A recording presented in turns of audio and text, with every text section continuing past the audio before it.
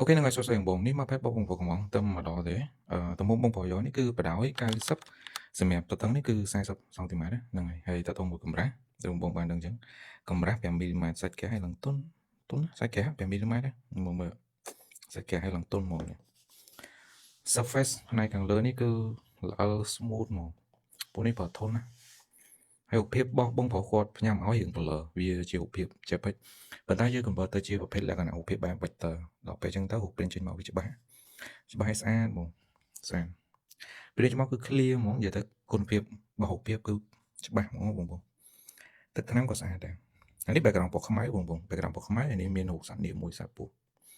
clean ស្អាតហើយចឹងបងប្អូនតើការកំងអីអាចទៅតាម Telegram មេផាត់ហើយទៅមួយទំហំទៅមួយអីគឺអាចកំងបានបងយកមាន limit ទេណាបងចង់ព្រីនរូបអីក៏បានបងចង់កំងទំហំ